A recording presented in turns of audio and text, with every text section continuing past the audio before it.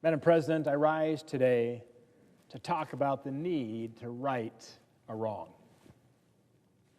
The National Football League and the Washington Commanders must do more to honor the Commanders' Native American heritage, as powerfully symbolized by the team's former iconic logo. And they must commit to never, ever again censor it or degrade it. Here's the story. This is a photograph from the 1960s of Blackie Wetzel and Senator Robert F. Kennedy. Blackie Wetzel was a member of the Blackfeet Nation in Montana and served his people and the country in many roles throughout his life, including chairman of the Blackfeet tribe and president of the National Congress of American Indians. In 1971, Blackie met with George Herbert Allen, who was then the head coach and the general manager of Washington's premier professional sports franchise, the Washington Redskins.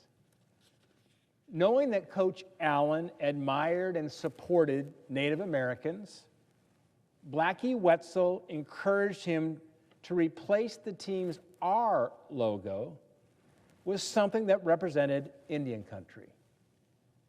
Blackie brought Coach Allen pictures of prominent Native American figures, including Blackfeet Chief Two Guns Whitecalf, who is pictured here on this poster board beside me.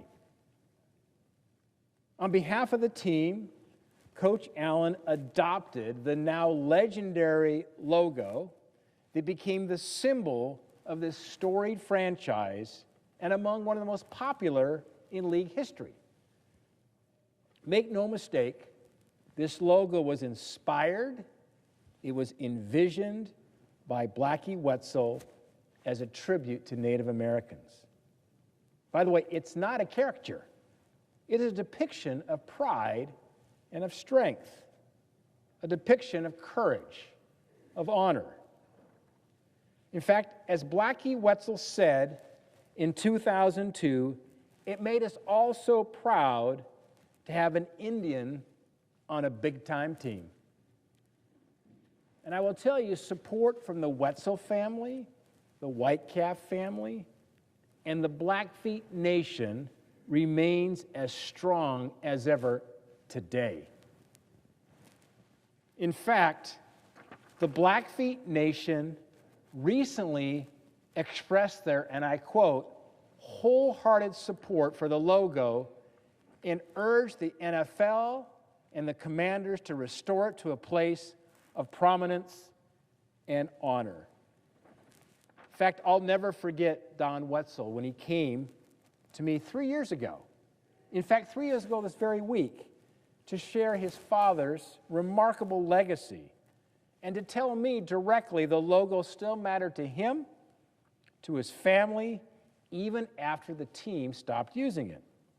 Now, for context, the contributions of our nation's Native American tribes to our country's culture and heritage is beyond dispute. And this includes their service in the armed forces. Do you realize that Native Americans serve our country in uniform at the highest percentage of any ethnic group? They are warriors for our country.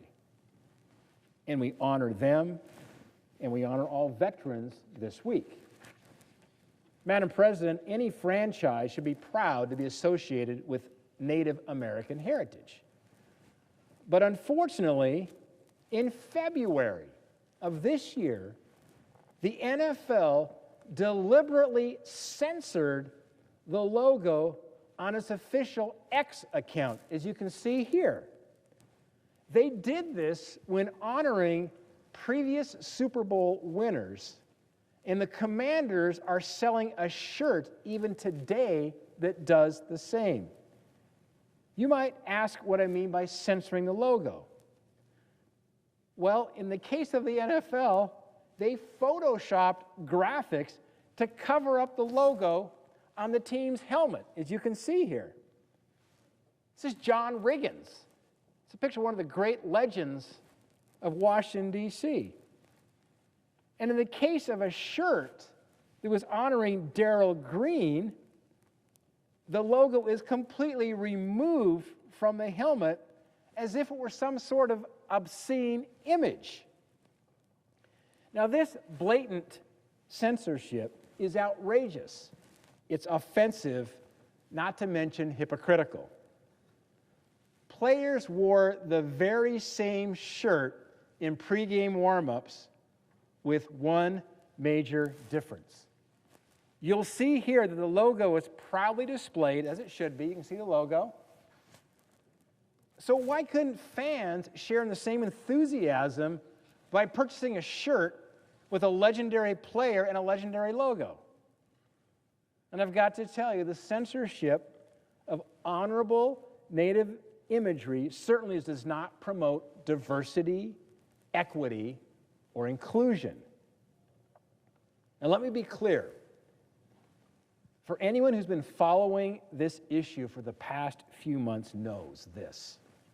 I am not calling for the return of the former team name. Let me say that again, because there's folks who twist this. I am not calling for the return of the former team name, which had become increasingly controversial, especially in Indian country. But unlike the former name, the logo was rarely a subject of controversy, and in fact was never alleged to be disparaging during the trademark disputes against the team that spanned many years. And while some individuals might object to teams featuring any tribal imagery, however honorable and realistic, there's no doubt in my mind that the overwhelming majority of fans in Indian country and beyond believe that Washington's former logo is honorable and it's a point of pride. Look no further than the Blackfeet Nation's chairman of the Tribal Council writing this letter supporting the logo. It was dated September 23rd, 2024. It was therefore wrong and simply unnecessary for the NFL and the team's former ownership to discard the logo and abandon its nearly 90-year connection to Indian country. Now, the good news is that the new Commanders owners have taken some positive steps since the May committee hearing on legislation related to RFK Stadium here in Washington. I applaud them for honoring Blackie Wetzel with a permanent memorial at Northwest Stadium. And I'm told that censoring the logo on the Darrell Green shirt was an oversight, and it won't happen again when other Washington legends are featured on shirts in the future. It's also my understanding the Commanders are continuing to have good faith conversations with the Wetzel family on potentially allowing a new foundation to be created to use the iconic logo to draw attention to critical issues facing Indian country.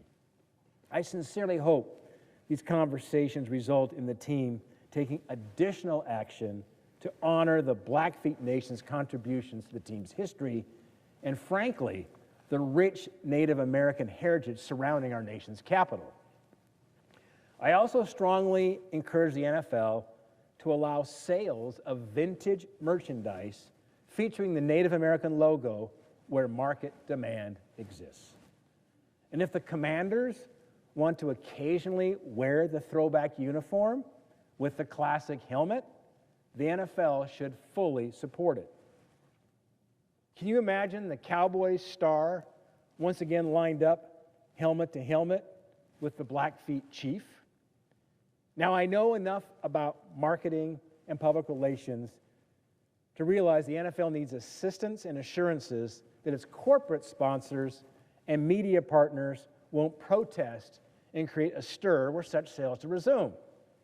So I'd like to publicly call on the NFL sponsors to hear the support of the Blackfeet Nation, to hear the support of the Wetzel family, to hear the thunderous support of fans across the country for honoring the logo, for allowing NFL-sanctioned merchandise sales featuring it, and for supporting Indian country along the way.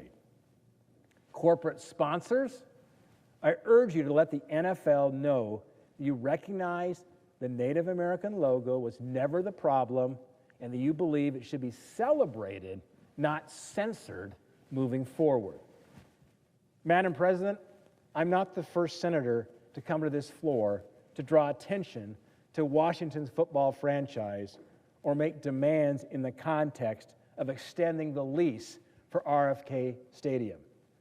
Senators Harry Reid, Senator Ben Nighthorse Campbell, among others, use this platform to demand that the team change its name. Well, today, on behalf of the Blackfeet Nation of Montana, and no doubt with the support of millions of football fans across the country, I come to the Senate floor to say our culture overcorrected in 2020. The NFL overcorrected. The team's previous ownership overcorrected. Sponsors overcorrected. And we are still seeing shocking displays of censorship of an honorable logo as a result. But now can be the day of righting that wrong. As we celebrate Native American Heritage Month this November, what better time to do it than now? What better time to restore one of the NFL's greatest logos ever to the, quote, as the Blackfeet tribe wrote in their letter, a place of prominence and honor, as hoped for and called for by the Blackfeet Nation of Montana. Madam President, I yield back my time.